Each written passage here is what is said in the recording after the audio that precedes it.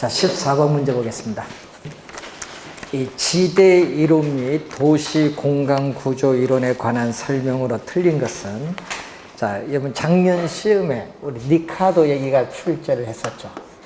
이 데이비드 니카도는 무슨 뜻이냐면 차액 지대사. 차액 지대란 용어는요, 이 농업용 토지의 생산력, 농업용 토지의 생산력의 차이로 인해서 발생하는 지대입니다.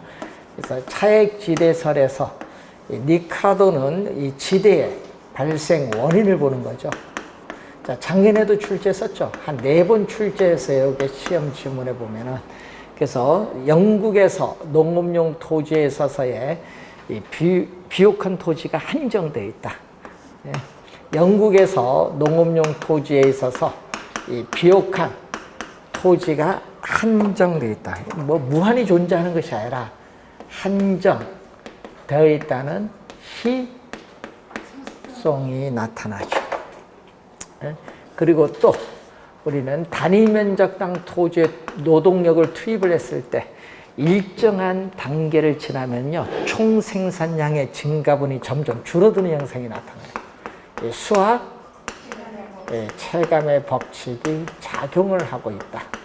이렇게 보는 거예요. 자, 요 두 가지가 대표적인 지대를 발생시키는 원인이다. 자, 알프레드 마샬은 일시적이죠. 자, 알프레드 마샬은 일시적 밑줄, 영구적이 아니라 마샬은 고전 학파의 지대의 개념을 확대해서 뭐죠? 준지대의 개념인데, 항상 준지대는 단기에 성립을 하는 거죠. 일시적으로 토지와 유사한 성격을 가지는 생산 요소, 예를 들면 기계, 기구 등에 귀속되는 소득을 뭘로 본다? 준지대라고 해요. 2번 개념이죠. 자, 알론소는 각 토지 이용은 가장 높은 최고의 동그라미, 가장 높은 최고의 지대를 지불할 의사가 있는 용도의 토지는 할당, 배분된다고 보는 거죠. 그래서 여러분 튀넨의 이론, 이 튀넨의 이론을 도시 공간에 적용해서 우리가 확장시킨 이론이죠. 작년에도 또 알론소 또 지문이 떴죠. 입찰 지대설.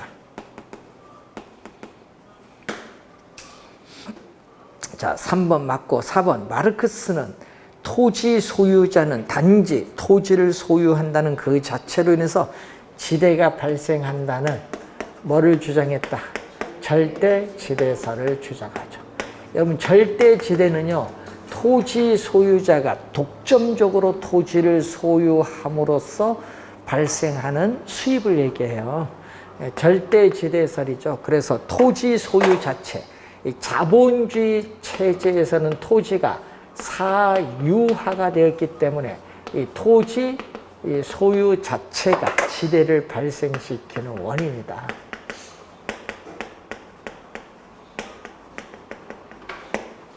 2번, 4번 맞고 5번.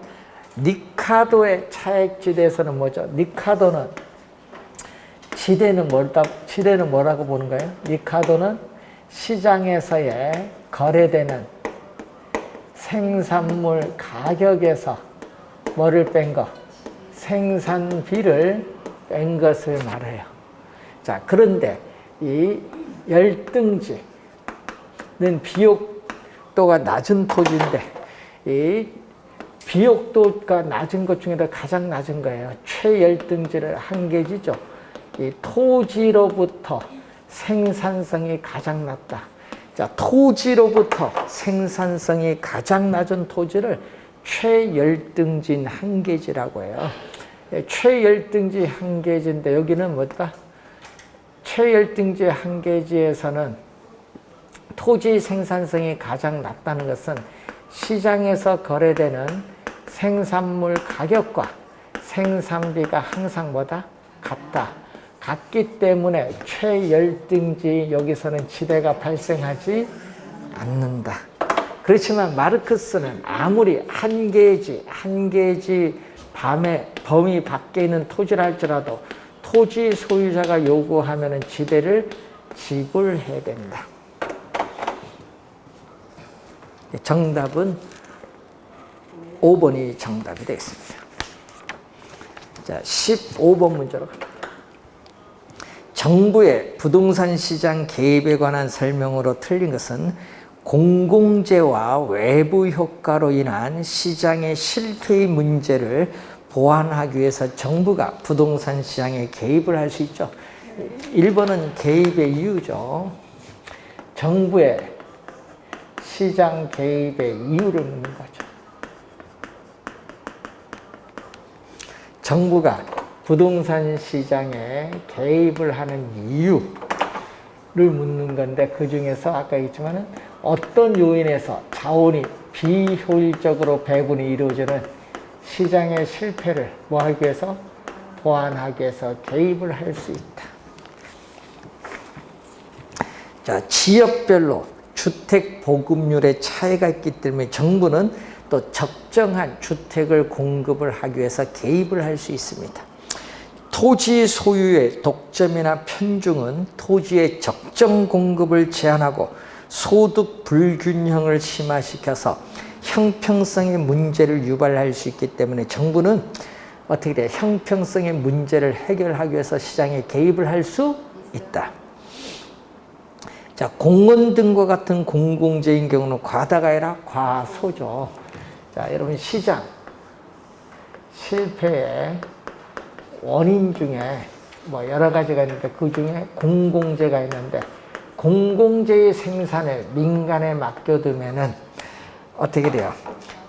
여러분이 생산하는데 비용을 부담을 해야 되니까 공공재가 속으로 필요를 함에도 불구하고 밖으로 공공재에 대한 수요 선호를 표시를 하지 않기 때문에 사회에서 필요한 양만큼 생산이 불가능하다. 이러면 사회에서 필요한 양만큼 생산이 불가능하기 때문에 과소보다 생산 공급되는 경향이다. 과소. 4번 정답.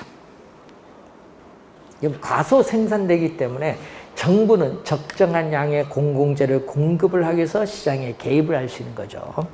자, 5번 저소득층에는 주택 소요라고 하죠. 소요에 부응하기 위해서 우리는 최저 주거 기준을 설정하여 운용할 수 있죠.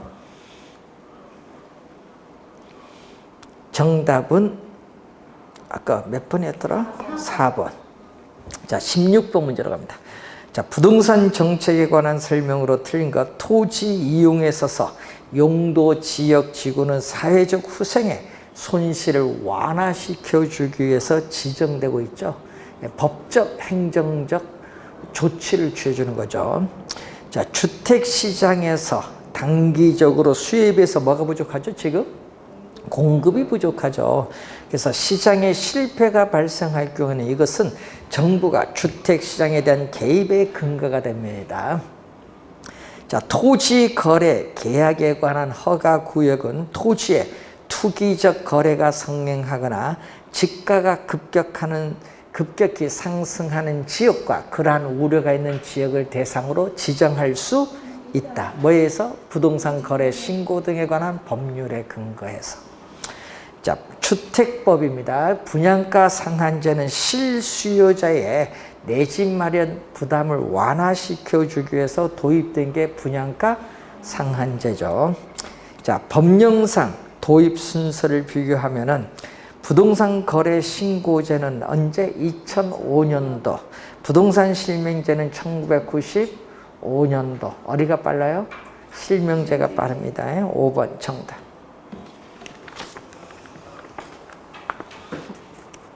자, 17번 문제로 갑니다. 주택시장에 대한 정부 정책의 효과에 관한 설명으로 옳은 것은 주택 공급 곡선이 뭐다? 완전 비탄력적이다. 여러분, 공급 곡선이 이렇게 완전 우리가 비탄력적. 자, 공급 곡선이 완전 비탄력적인 수직선이다. 자, 여러분, 우리 여기에 3년 전에 정답을 한번 또 물었었죠. 주택에 부과되는 공급이 고정됐기 때문에 우리는 재산세를 부과하여도 가격은 변화가 없거든요. 가격은 뭐다? 우리는 주택 소유자인 공급자에게 재산세를 부과도 공급이 고정됐기 때문에 가격 자체는 변화가 없어요. 여러분, 가격이 변화가 없다는 것은 수요자에게 가격 인상을 통해서 조세를 전가시킬 수 없기 때문에 누가? 주택 수요자의 누구? 공급자. 주택 소유자인 공급자가 전부 부담. 조세를 전부 부담해. 그러니까 수요자가 아니라 누구? 공급자. 요거 3년 전에도 정답 물었죠. 1번 틀렸죠. 수요자가 아니라 공급자. 시장 임대료 이하로 임대료를 통제를 하면은 공급이 완전 비탄력적이다. 자, 또 공급이 완전 비탄력적인데, 자, 수요와 공급이 만나는 점, 이게 바로 시장에서의 임대료 또는 균형 임대료인데, 이 균형 임대료 이하로 임대료를 통제를 한다. 이렇게 규제를 했어요. 자, 규제를 하게 되면은 어느 부분, 여러분이 규제를 하기 전에는 요게 어떻게 돼? 총수입이거든요. 임대인에. 규제를 하면 어느 게 총수입? 요 부분이 총수입이야. 그럼 어느 부분? 요 부분, 임대인의 소득, 요 부분 파란 부분이거든요. 이 임대인의 소득 일부가 임차인에게 100% 소득이 재분배되는 효과가 있어요. 100% 재분배가 됩니다. 2번 정답. 자, 3번 규제 가격이 시장 가격보다 낮게 설정되면은 여기에 공급량은 고정되어 있는데 수요 곡선과 만나는 점이 수요량이죠. 낮게 설정되면 수요량이 공급량보다 많은 것을 우리 뭐라고 하죠? 초과 수요죠. 초과 공급이 아니라 초과 수요가 발생한다. 3번 틀린 질문. 4번 공공임대주택은 한국토지주택공사가 외부, 자, 밑줄은 외부 재원의 지원 없이 자체 자금으로 건설, 밑줄 여기 틀렸어요. 뭐죠? 국가, 지방자치단체의 재정이나 주택도시기금의 자금을 지원받아 건설합니다. 틀린 질문. 국가, 지방자치단체의 재정이나 주택도시기금의 자금을 지원받아 건설합니다.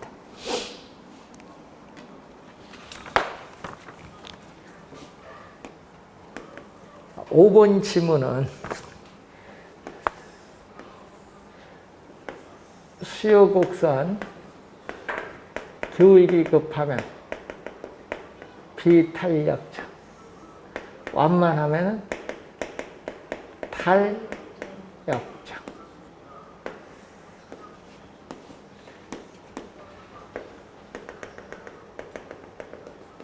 자, 임대주택 공급을 뭐 한다? 증가.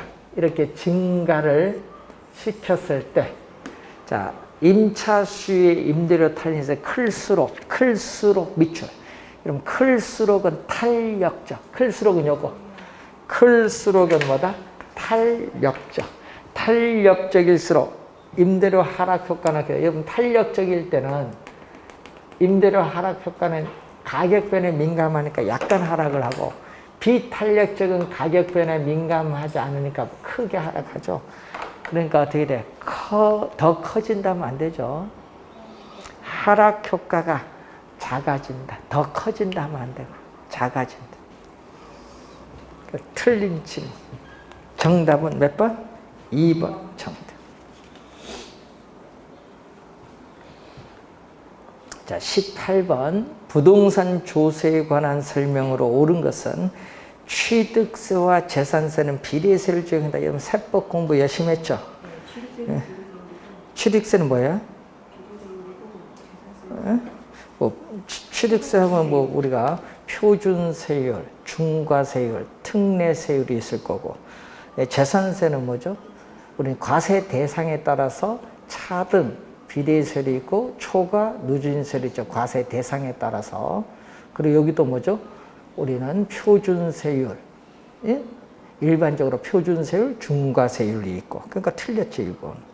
상속세 등록면에서 누진세율 적용한다. 이것도 틀렸죠.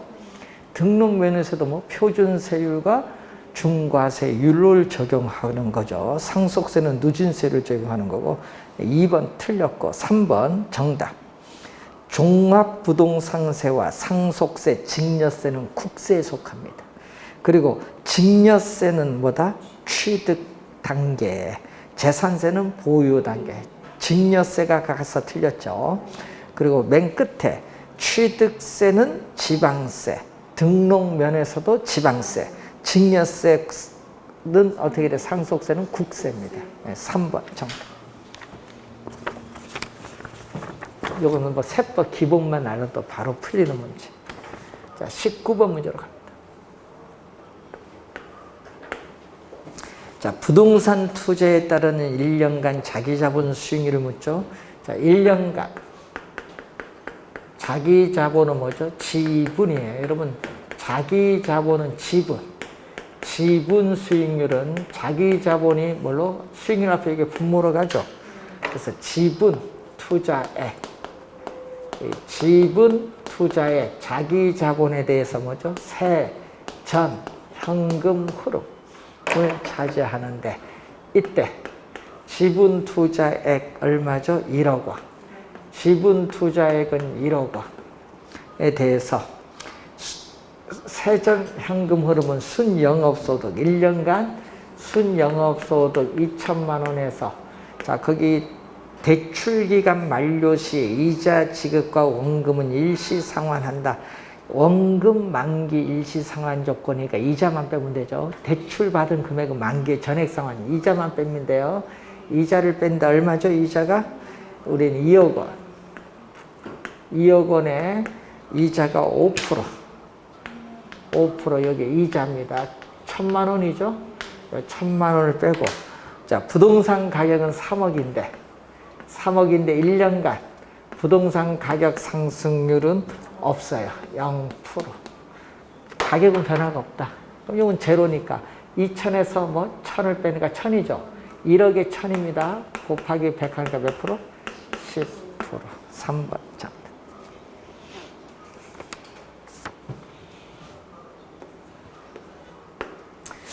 자, 20번 문제입니다. 수익률에 관한 설명 틀린 건데 자, 기대 수익률은 투자로부터 기대되는 장래 예상 수익률이죠. 내부 수익률로 표현할 수도 있고요. 요구 수익률이란 투자자가 대상 부동산에 투자하기 위해서 충족되어야 할 어떻게 돼요? 최소다. 최소. 요구 수익률은 최대가 아니라 최소한의 수익률.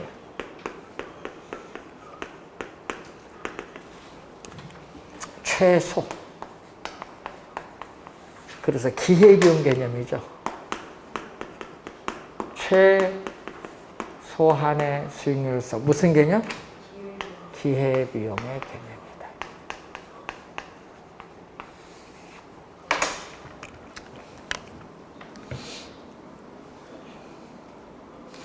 (2번) 정답. 실현 수익률은 투자가 이루어지고 난 이후에 현실적으로 달성될 수익률을 말하는데 이미 달성됐기 때문에 과거에 이미 달성됐기 때문에 역사적 수익률, 투자가 이루어지고 난 이후니까 사후 수익률, 실제 달성됐기 때문에 실제 수익률이라고 하죠. 자, 지분 수익률은 대상 부동산으로부터 기대되는 모든 세전 현금 흐름, 세전 현금 흐름의 현재 가치를 원래의 지분 투자액과 같도록 만드는 할인율. 자, 모든 세전 현금 흐름은 뭐예요? 모든 세전 현금 흐름. 보유 기간 동안에, 예? 보유 기간 동안에 세전 현금 흐름에 있어서의 현재 가치에 있어서의 합계가 있을 거고, 여기다가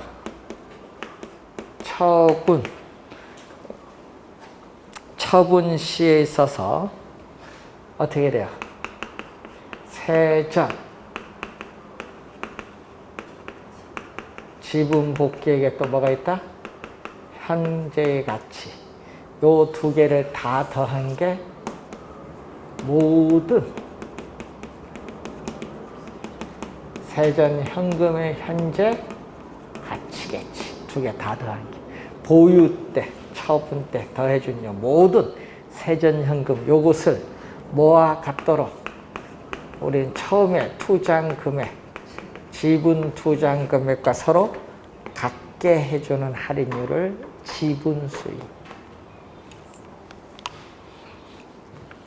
내부 수익률은 미래에 예상되는 현금 유입의 현가와 예상되는 현금 유출 현가를 또 동일하게 하는 같게 만드는 할인율, 내부 수익률 개념이 나와 있습니다. 2번 정답이 되겠죠.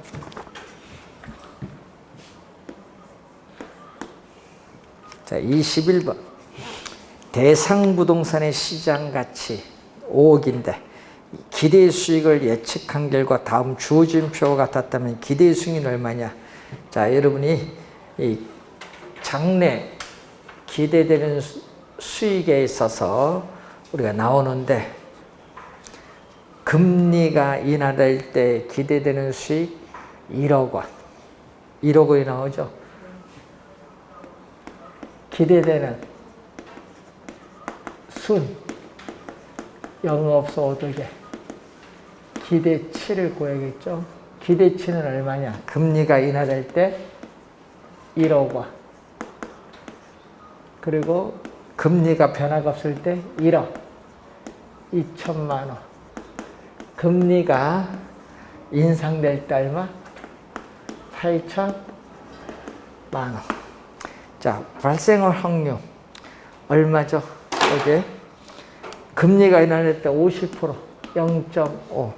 그리고 불변일 때 30%, 0.3. 인상될 때 20%, 0.2. 가중치인 확률을 곱해줬죠. 가중치. 그럼 얼마 나오죠? 여기는 5천만 원. 5천만 원. 여기는 얼마? 3,600? 3,600만 원. 여기는 1,600만 원. 다 더해줬더니 얼마? 8천, 9천, 1억, 1억. 1억 얼마? 1억 200만 원. 1억 200만 원.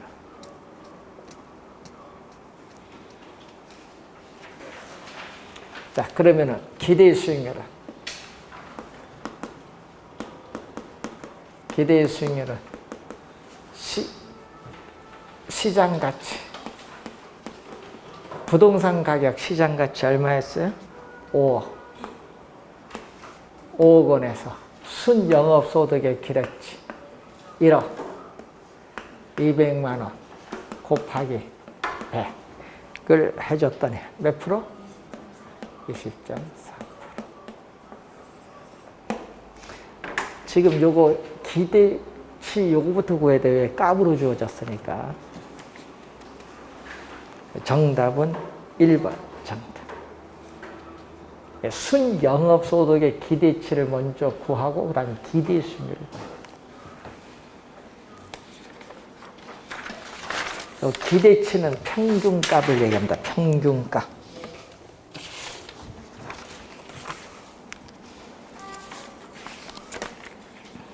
자, 1번 정답이고요. 22번. 화폐의 시간 가치를 계산하는 자본 환원 계수에 관한 설명으로 틀린 것은 기말에 일정 누적액을 만들기 위해서 매 기간마다 적립을 해야 될 금액. 여러분 얘기죠? 1번은 매 기간 적립을 해야 될 금액. 자, 매 기간 적립을 해야 될 금액을 구할 때는 어떻게 돼? 기간 말 일정 누적액. 기간 말 일정 누적액. 예를 들면은 주택 구입 자금 5년 후에 주택 구입 자금 5억을 만든다. 일정 누적액을 만들기 위해서 매 기간 적립을 해야 될 금액을 구해주는 개수는 감채 기금 개수를 말하죠. 자,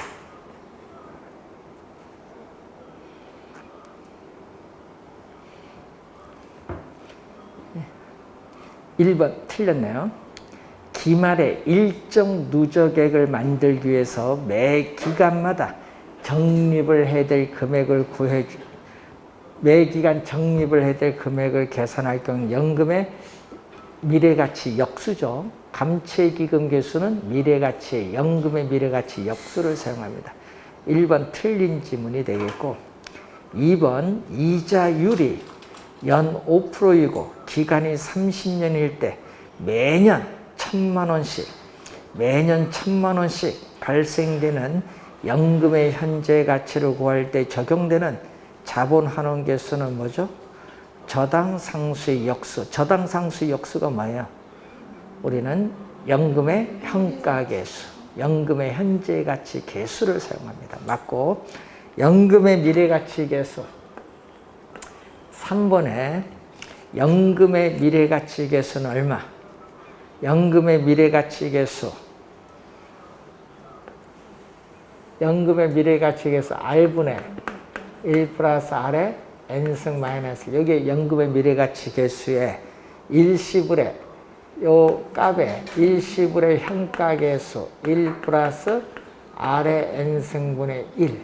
요것을 1 플러스 R의 마이너스 N승. 일시불의 현가 개수를 곱하면 요 두 개 곱하면 1.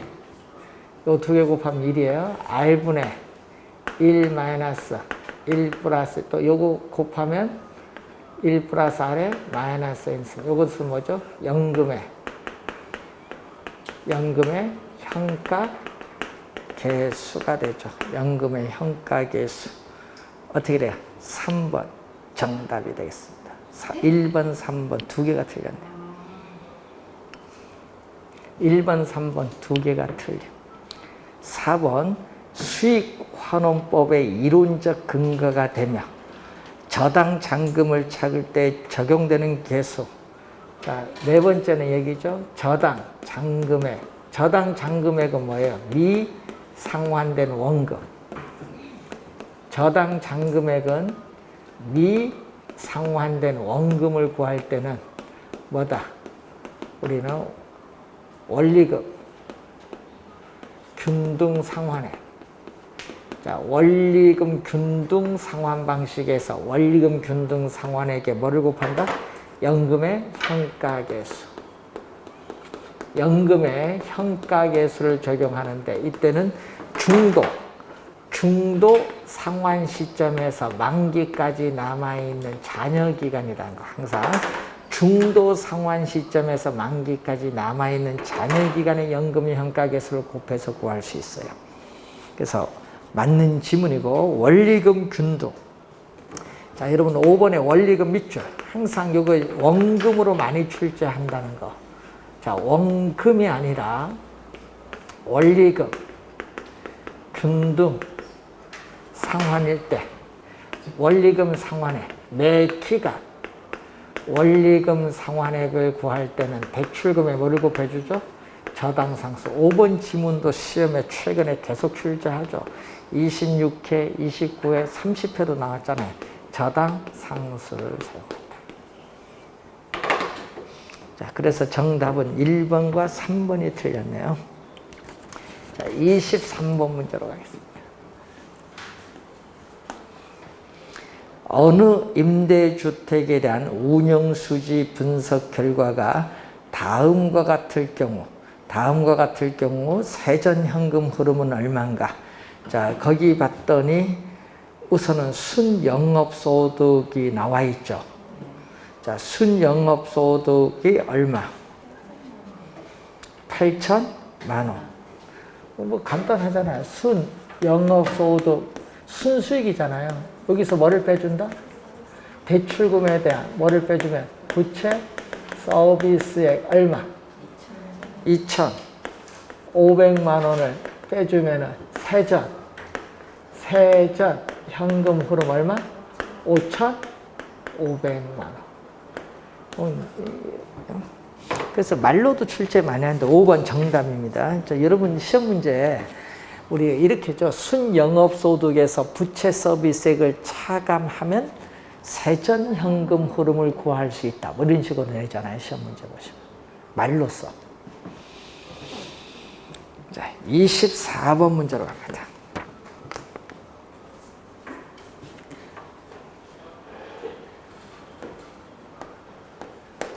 자, 부동산 투자 분석 기법에 관한 설명으로 옳은 것을 모두 고른 것은 자, 현금 유출의 현가 합이 5천만 원이고 현금 유입의 현가합이 1억 원이라면 수익성 지수는 얼마?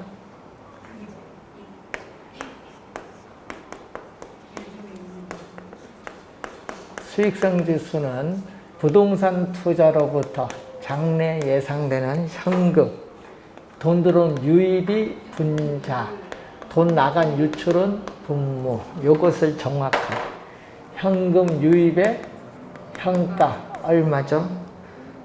1억. 현금 우리가 유출의 현가는 얼마냐? 이게 5천만 원이니까 얼마 나온다? 2. 수익성 지수는 2가 돼요. 자, 1번 어떻게 돼요? 틀린 지문. 2번 내부 수익률은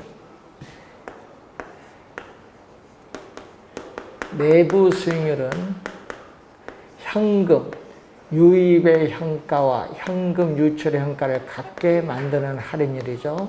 그래서 순현가는 현금 유입의 현가에서 현금 유출의 현가를 빼니까 0으로 만드는 할인율. 수익성 지수는 현금 유입의 현가를 현금 유출의 현가로 나누는데 서로 같으니까 이건 1. 순0, 수1. 니은 맞는 지문. 디귿 내부 수익률법에서는 가치의 가산 원리가 성립하지 않죠. A 투자의 내부 수익률이 10%인데 B 투자의 내부 수익률이 20%다. 그럼 여기는 30%가 되는 것이 아니죠. A와 B에 함께 투자했을 경우 내부 수익률이 30%가 되는 것이 아니라 10몇 프로가 나와요. 그래서 성립하지 않고 순현가법은 성립하겠죠. 네. 왜? 금액이니까. A의 이거 순현가 1억, B의 순현가가 2억이면 3억이 된다는 얘기죠. A에 B에 함께 투자했을 때 순현가는 3억. 가치의 가산 원리가 성립을 한다. 디귿도 맞는 질문. 네 번째, 내부 수익률법에 적용되는 할인율은 내부 수익률, 요구 수익률이 아니라 내부 수익률. 내부 수익률법에서는 내부 수익률과 뭐를 비교한다? 실현이 아니라 요구 수익률을 비교한다. 네. 자, 내부 수익률과 요구 수익률을 비교해서 투자 여부를 결정. 자, 내부 수익률이 요구 수익률보다 크면은 투자를 채택을 하고 작으면 투자를 기각을 하죠. 그래서 항상 이게 요구 수익률이다. 실현 수익률이 아니라. 니은과 디귿이 맞죠? 2번 정답.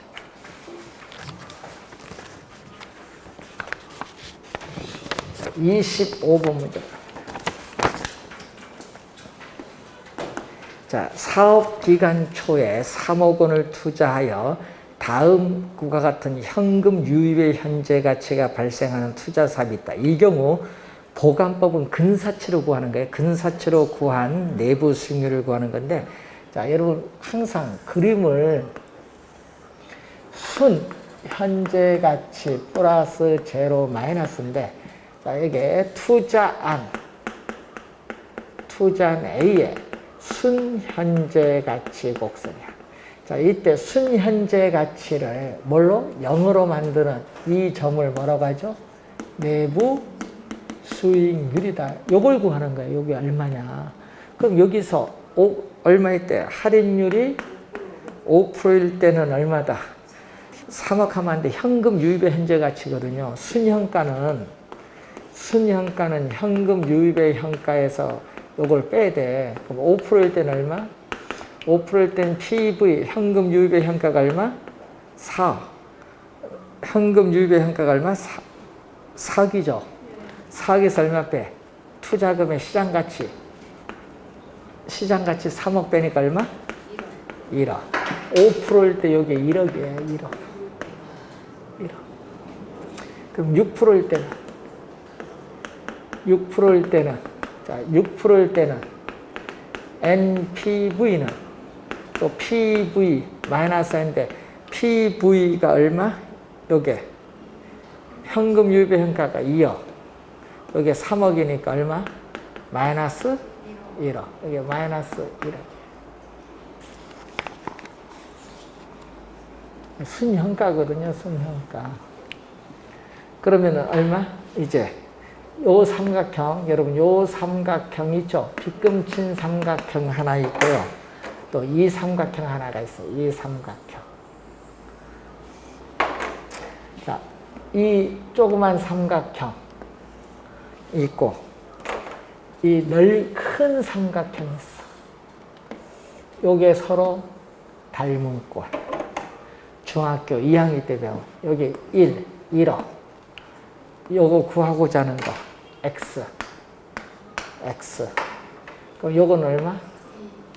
1억 하니까 2억. 요거 2억. 요거 얼마? 5%. 요거 6%니까 얼마? 1%.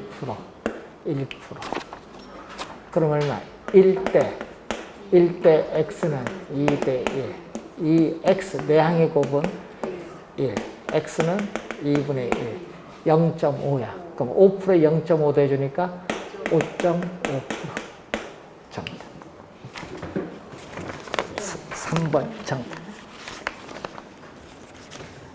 근사치를 가지고 구하는 방법. 문제는 이 보관법 자체에서 요거 순현가 계산을 해야 되고, 문제는 요게 순현가 이 그림을 한 번도 못 봤다 하면은 못 풀어. 그림은 요거 몇 번 그려봤을 건데, 강의하면서. 문제 풀이하면서도 몇 번 봤을 텐데. 안 봤다 한데 어떻게 하겠어요? 자, 26번. 자, 이런 유형의 문제, 박스 주어지고 계산 5개 다 하는 문제는 답은 5번 우선 확인하고 5번 아니면 4번이 정답이에요. 이런 거는. 이런 건 5번부터 먼저 풀고 아니면 4번이 정답이에요. 자, 26번. 자, 유효 총소득 승수 박스 맨 끝에 5죠? 자, 유효 총소득 승수는 승수 앞에 있는 게 뭘로 간다? 승수 앞에 있는 건 분모로 가는 거. 여기서 뭐자? 여기는 총 투자한 금액. 그걸 유효 총소득 가지고 회수한 데 소요되는 기간이 몇 년? 5년 걸린다. 그럼 유효 총소득은 얼마? 자, 유효 총소득은 5분의 총 투자한 금액 요거 10억이니까 얼마? 2억이 되겠지. 그래서 1번 맞는 지문. 자, 2번과 4번을 같이 풉니다. 자, 2번 순소득 승수는 또 순소득이 뭘로 간다? 순소득, 순영업소득이 분모. 얼마? 순영업소득은 영업경비가 우리가 세전현금 흐름. 자, 여기다가 뭐를 뺀다? 영업경비를 빼주면은 순영업소득이고, 여기가 부채 서비스가 얼마? 4천만 원. 빼줬더니 세전 현금 흐름 얼마? 6천만 원이 나오니까 여기 얼마죠? 순영업소득 1억. 그럼 여기도 얼마? 영업경비도 1억. 그러면은 여기가 순영업소득 1억 원이고, 여기도 또 뭐가 돼? 총 투자한 금액 10억이죠. 총 투자한 금액 10억이니까 얼마? 10. 요거 역수가 4번. 종합 자본 환원율. 자, 역수 자본 환원율. 종합 자본 환원율 역수니까 얼마? 10억에 1억 곱하기 100 하니까 몇 프로? 10% 역수. 10%. 4번 정답. 8%가 아니라 10%. 순소득 승수와 자본 환원율은 서로 어떤 관계에 있다? 역수 관계에 있다.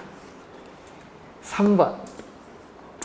세전, 현금, 흐름은 승수인데 또 세전, 현금 흐름은 뭘로 가죠? 승수 앞은 분모, 분자는 지분.